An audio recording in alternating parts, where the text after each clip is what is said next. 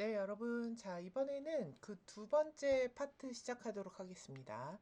자, 이번 두 번째 파트에서는요, 또 다른 세 개의 교수법, 커뮤니커, Communicative Language Teaching, Task-Based Language Teaching, Content-Based Instruction, 요 세 가지에 대해서 여러분들께 설명해 드리도록 하겠습니다. 자, 첫 번째는요, CLT입니다. 자, CLT는요, 1970년대에 등장한 그런 교수법인데요. 의사소통 중심 교수법이라고 하죠. 자, 그리고 이전에 우리가 봤던 TPR이나 ALM이나 어떤 그라마 트랜슬레이트 GTM 이런 것들이 굉장히 룰을 중시를 했었던 것과는 달리 CLT는 의미를 의미 표현의 수단이라고 그 언어 자체를 보고 있습니다. 자, 그래서 교실 내에 이루어져야 하는 그런 활동들도요, 굉장히 사실적이고, 그리고 의미 있는 그런 대화를 통해서, 그리고 기본적으로 어떤 그 대화, conversation based activity를 통해서 이루어져야 한다라고 설명을 합니다. 왜냐하면, 교실이라는 것이 어떤 learning environment라고 보지를 않는 거예요. 교실이라는 것은 어떤 그 실제 사회의 축소판이다라고 보기 때문에 실제적이고 의미 있는 의사소통 그런 활동들이 이루어져야 된다라고 보고 있습니다. 그리고 네, 플루언시를 중요시했습니다. 자, 그래서 플루언시라는 것은 막힘없이 유창하게 이야기하는 것을 이야기를 하잖아요. 자, 그래서 학생들이 에러를 만드는 것을 굉장히 용인을 했습니다. 자, 말하다가 에러가 나면 그 즉시 고쳐주지 않았다라고 이야기를 하고 있고요. 학습자의 역할, 교수자의 역할이 어떻게 달라졌느냐라고 보면 일단 결론적으로 말씀드리자면 학습자 중심 교수법이다라고 볼 수 있는데요. 티처를 facilitator라고 보았어요. 그래서 어떤 조력자라고 생각을 했고요. 그 다음에 어, 학생자들이 학습자들이 수업 내에서 커뮤니케이터다 라고 설명을 했고요. 그리고 이렇다 보니까 아주 초보 단계에서부터 의사소통을 진행하도록 했고 학생들이 계속 대화를 하도록 했고 그렇게 하다 보면 소시오 링구스틱 스트래티지 사회 언어학적 그런 책략 스트래티지 이런 것들을 기를 수 있고요. 그리고 discourse competence, 담화 능력들을 학습자들이 기를 수 있다고 보았습니다.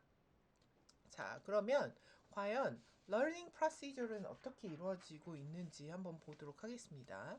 일단 대화문을 통해서 이루어졌다고 그랬잖아요. 어떤 상황이나 네, 학생들이 배워야 하는 어떤 상황이나 아니면 의사소통 표현 의사소통 이해해야 하는 의사소통 표현들을 먼저 제시를 해줍니다. 어떤 것들이 있었냐면요. visual aid, real life material, content, context based expression 이런 것들이 제공이 되었어요. 그래서 어떤 시각적 자료, 실제적 자료, 언어 표현과 상황을 이해하게끔 교수자가 먼저 첫 번째 단계에서 자료들을 제시를 하고요. 그리고 pre-communicative activities, 사전 의사소통 활동을 합니다. 자, 그래서 의사소통을 본격적으로 이 3단계에서 들어가기 전에 아이들이 배워야 하는 언어들을 제시를 했고, 좀 그거를 써보게끔 하는 기회가 주어야지 제대로 쓸 거 아니에요. 그쵸?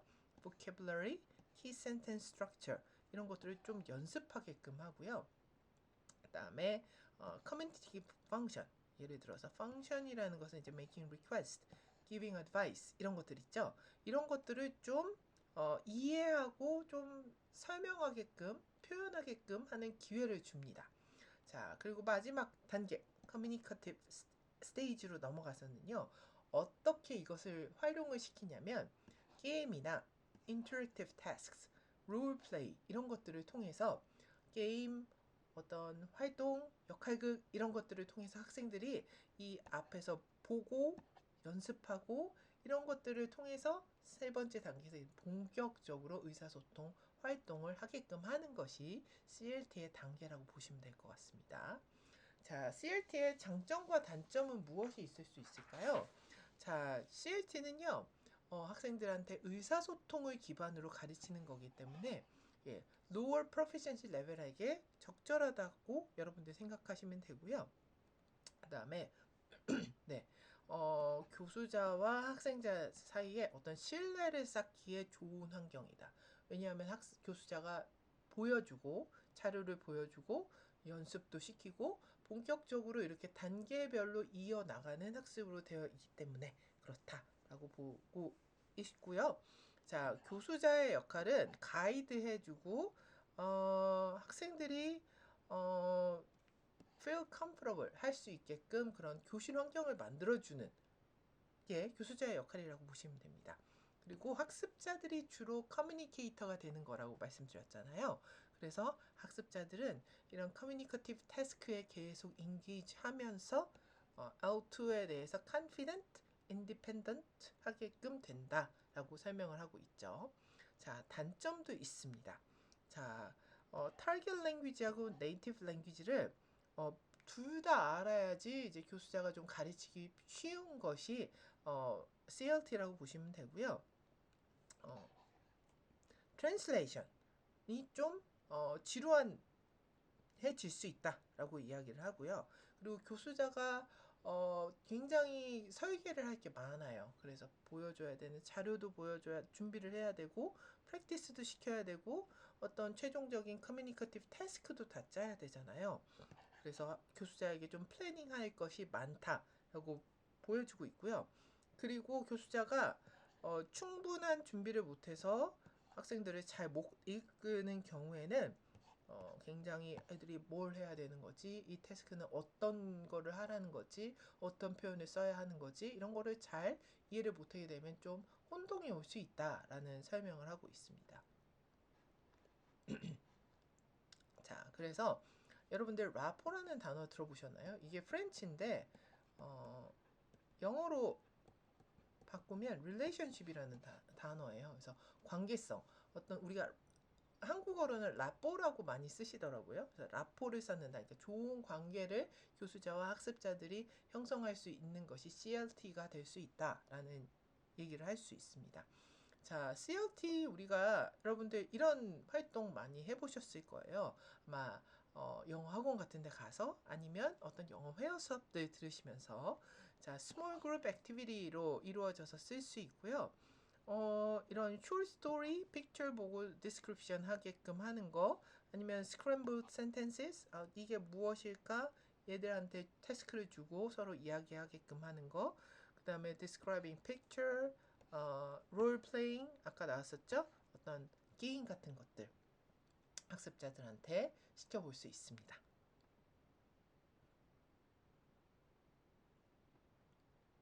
자, 그러면 다섯 번째 TBLT입니다. TBLT는요, 과업 기반 교수법이라고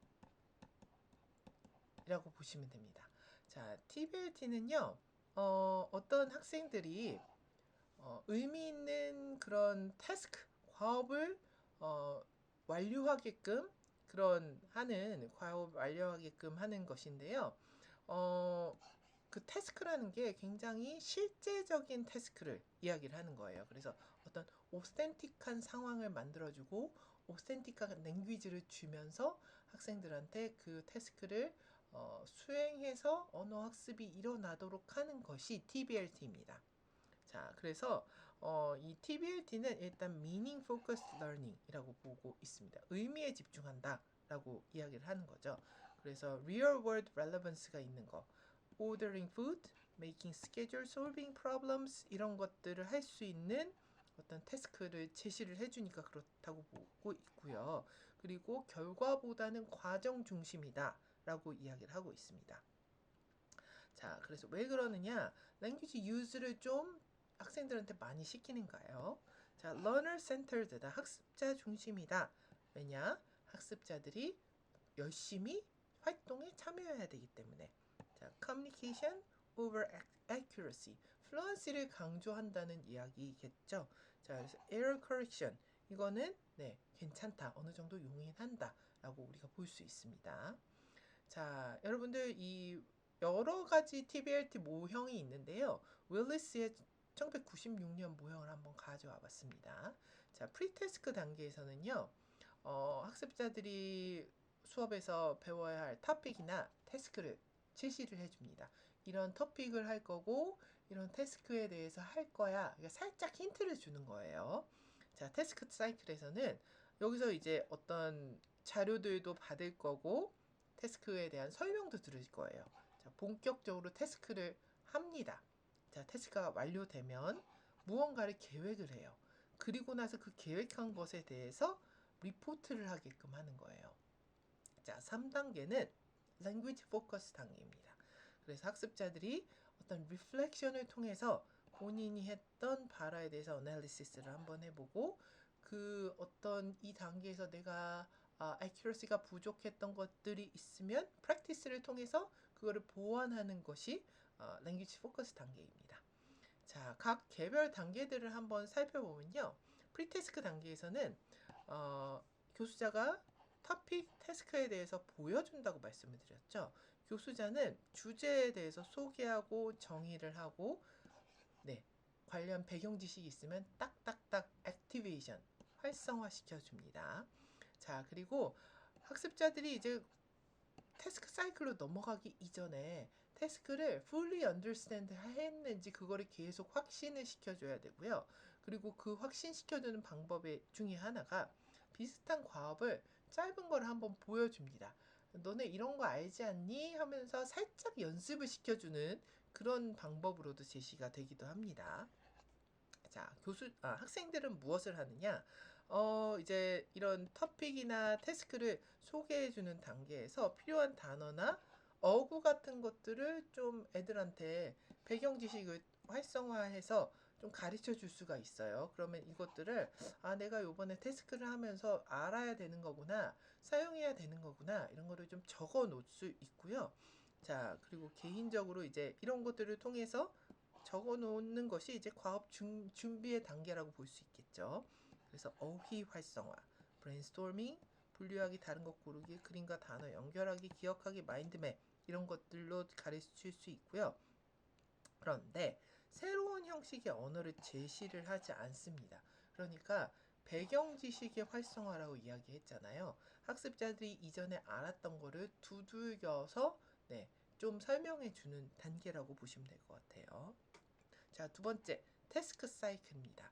이제 태스크와 직접적으로 관련이 있는 그런 단계라고 보시면 되고요. 태스크에서 이제 첫 번째 태스크 단계에서는 학습자는 이제 과제를 수행을 해야 되겠죠.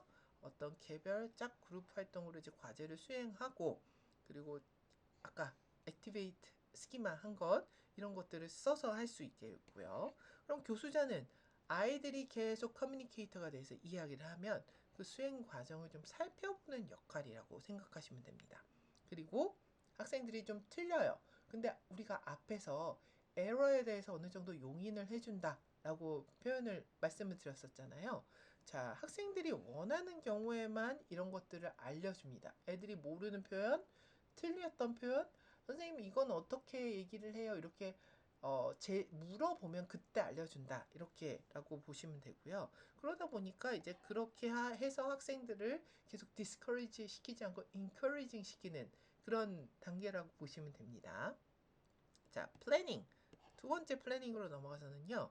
리포트를 계획하는 단계예요. 그러면 과연 리포트는 무엇이냐? 아이들이 구두나 서면, 오디오, 비디오 이런 것들로 배운 태스크에 대해서 발표를 하는 단계고 이 플래닝 단계는 이 리포트를 준비하는 단계라고 보시면 됩니다. 자, 그래서 학습자들은요. 과제 결과 과정에 대해서 전체 학생들에게 발표할 계획과 초안을 작성합니다. 자, 그러면 교수자의 역할은 필요한 언어 활동을 도와주고 좀 더 이제 발표가 체계적으로 잘 표현할 수 있도록 조언을 해주는 역할입니다. 계속 조언자의 역할이죠, 교수자는. 그리고 리포트 단계에서 아이들이 리포팅을 하면 교수자는 요약과 피드백을 제공을 합니다. 자, 교수자의 역할은 facilitator이라고 보시면 되겠어요. 자, 마지막으로 language focus 단계예요. 그래서 앞에서 계속 우리가 fluency만 강조를 했잖아요. 그런데 fluency만 강조를 해서 language learning이 일어날 수 없다는 건 여러분들 다 아시죠? 어느 정도의 accuracy도 가르쳐야 하는 단계가 language focus 단계입니다. 자, 그래서 reflection이나 피드백을 통해서 이런 accuracy를 강화한다고 보시면 되고요. 이건 무엇을 이제 바탕으로 강화를 하는 것이냐. 학습자들이 이 앞서서 태스크 사이클에서 보여주었던 그런 언어들을 분석해서 그것에 대해서 리플렉션하고 그것에 대한 피드백을 주는 단계라고 보시면 됩니다. 그래서 애들이 제대로 하지 못했던 비문들, 그리고 잘 사용하지 못했던 단어들, 이런 것들에 대해서 학습을 시키는 것이고요. 자, 어떻게 학습을 시키냐? 일단 분석을 하게끔 합니다. 그래서 학습자들이 잘 몰랐던 표현들, 너네들이 이런 에러를 쭉 만들었어. 자, 이게 과연 무슨 에러였을까? 예시를 보고 아이들한테 스스로 분석을 하게끔 하는 그런 제시로 학습자들에게 L2에 대한 consciousness raising, 어떤 인식을 끌어올려 줄 수 있고요. 그리고 교수자들은 그런 학생들이 했었던 활동들을 검토하고 그런 이런 표현들은 또 좋았다. 칭찬해 줄 거는 또 칭찬을 해줘야 되겠죠. 그리고 나서 이제 분석이 다 끝났어요. 자, 우리 지금 현재 상황이 이래. 이걸 알려주고 나서 프랙티스로 넘어갑니다. 그래서 제대로 된 연습을 시켜주는 단계예요. 그래서 연습을 통해서 L2에 대한 내재화를 internalization이 일어날 수 있도록 해주는 거고요. 교수자는 이제 연습 활동 그리고 자신감이나 안정감 이런 것들을 심어주는 그런 역할을 한다라고 보시면 되겠습니다. 자, 우리 DBLT의 장점과 단점 한번 생각해 볼 수 있겠죠? DBLT는 일단 학습자들이 일단 참여를 많이 해야 되고 동기부여가 상당히 많이 되는 그런 교수법이라고 보시면 됩니다. 그리고 학생들이 커뮤니케이터가 된다고 그랬잖아요. 커뮤니케이티브 스킬을 기를 수 있고요. 왜냐하면 리얼 월드 인터랙션에 참여하기 때문에. 자, 오토노미, 자기 주도성이에요. 이것을 기를 수 있다라고 보시면 되고요. 학생들이 말하고 듣고 reading, writing 다 해야 되기 때문에 four skill integration이 일어나게 됩니다. 자, 그런데요. disadvantage도 당연히 있습니다. 자, 굉장히 이것도 교수자가 해야 될 일이 많은 수업이기 때문에 careful task design이 필요하고요. 우리가 세 번째 단계의 accuracy를 좀 강조하고는 있지만 앞서 두 단계에 있어서 fluency가 좀 주된 그런 관점이었어요. 그러다 보니까 accuracy를 놓치지 않도록 그런 수업 설계가 필요하다. 그리고 교수자의 역할이 좀 컴플렉스하다. 자, 왜냐하면 파실리테이터로서의 역할을 해야 되니까 그것을 좀 복잡하다라고 느끼는 교수자도 있을 수 있다라고 설명하고 있습니다. 자, 어떤 활동들 있을 수 있나 봤더니요. Information Gap Task 이렇게 Student A, B 해서 다른 정보들이 다른 워크시트를 주고 서로 대화하게끔 하는 것 이런 것들 뭐 시켜볼 수 있고 Problem Solving Task 어떤 이제 학생들이 해결해야 되는 문제가 있는 그런 태스크를 주는 거예요. 롤 플레이 A, B 나눠서 너는 손님이고 너는 점원이고 너는 어떤 엄마고 너는 딸이고 이런 다양한 태스크를 설계를 해야 되고요. 또 오피니언 쉐어링 태스크 어떤 토픽에 대해서 디스커션 시키는 그런 태스크도 우리가 설계를 할 수가 있습니다.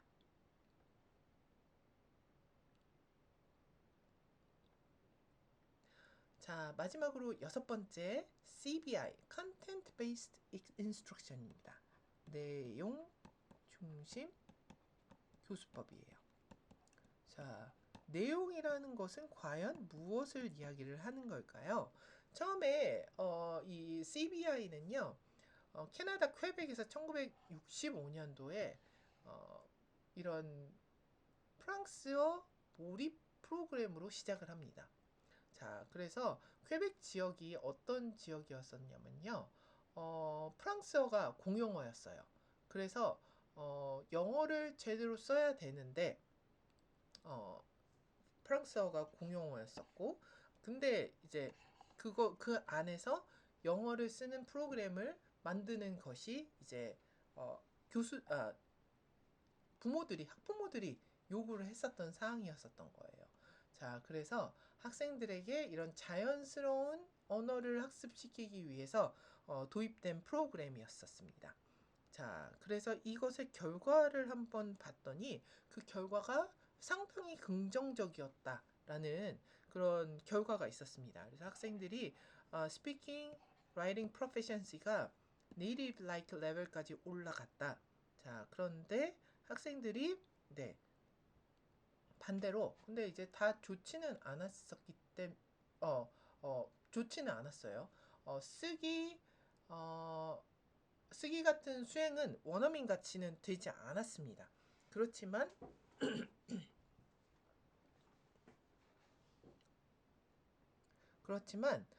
functional language skill, 언어를 다루는 어떤 기능적인 습득 면에서는 상당히 어느 정도의 수준까지 올라서 학습을 할 수 있었다라고 설명을 하고 있습니다. 그래서 이것을 이제 영어 학습에 도입을 한 것이 CBI라고 보시면 될 것 같아요.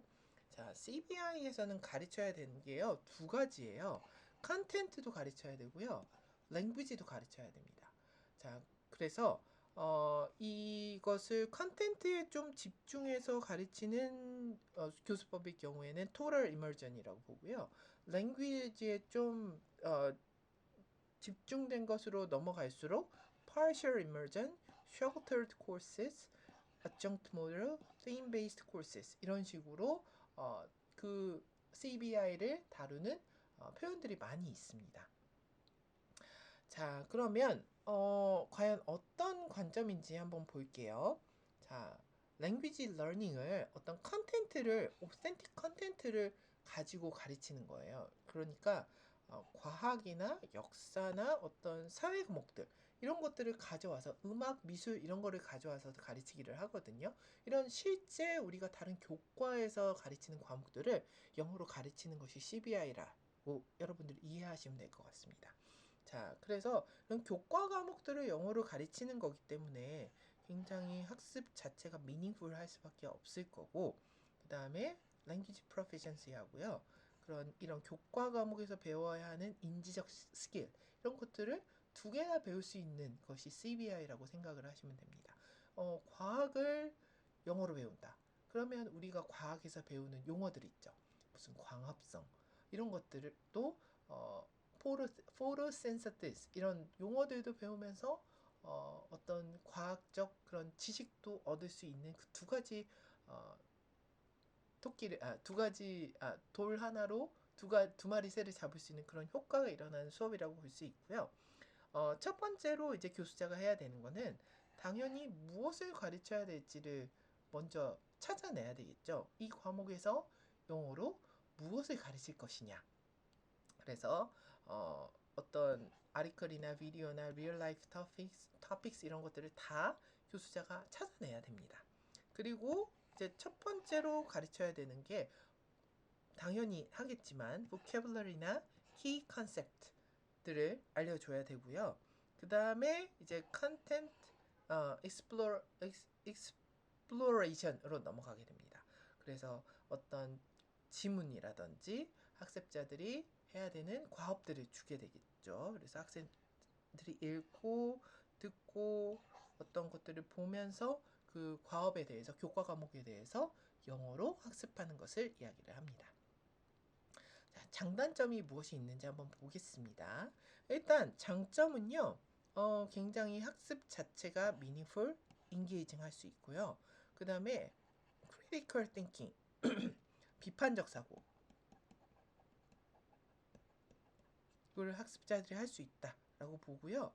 그 다음에 academic language skill, 왜냐하면 교과 과목을 배우다 보니까 아카데믹 랭귀지 스킬을 배울 수밖에 없다라고 우리가 장점으로 생각을 할 수 있습니다.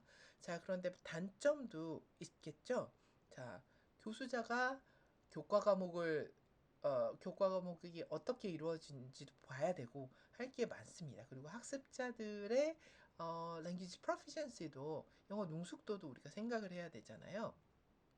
그래서 그것들을 좀 잘 조심스럽게 접근을 해야 된다라고 보고 있고요. 그리고 이제 네, 교수자가 그 교과목에 대한 이해도 해야 되고 L2에 대한 이해도 해야 되는 것이 CBI다. 그렇기 때문에 교수자가 조금 더 L2 지식만 가지고 가르칠 수 없는 게 CBI다 라고 보시면 될 것 같습니다. 자, 그리고 네, 어, 학습자들이 아카데믹 컨텐트가 당연히 랭귀지 티칭 태스크보다 어려울 수밖에 없습니다. 그래서 우리가 그냥 기본적으로 알고 있는 영어 대화 중심 영어 교수법 이런 것들에서 배우는 그런 지문과 CBI에서 학습자들이 다루는 지문이 컨텐트가 훨씬 무거울 수밖에 없거든요. 그런 관점에서 학습자들이 좀 헤맬 수 있다라고 이야기를 할 수 있습니다. 자, 그렇지만 우리가 이제 활용할 수 있는 테크닉들은 무엇이 있느냐? Language and Skill Development를 할 수 있다고 합니다. 그래서 읽고 학생들한테 좀 토론하고 이런 것들, discussion, summarizing 시키고요, problem solving, writing reinforce 이런 것들을 학습자들한테 시킬 수 있고요. 그리고 어떤 적용이나 아웃풋을 내게끔 할 수도 있다고 하는 거예요. 자, 프레젠테이션, 프로젝트, 디베이트 이런 것들을 통해서 학습자들이 자기가 배운 것들을 적용을 해보고 어떠한 아웃풋 같은 것들을 만들어보는 그런 테크닉도 우리가 쓸 수 있다는 것이 CBI의 테크닉이 될 수 있을 것 같습니다.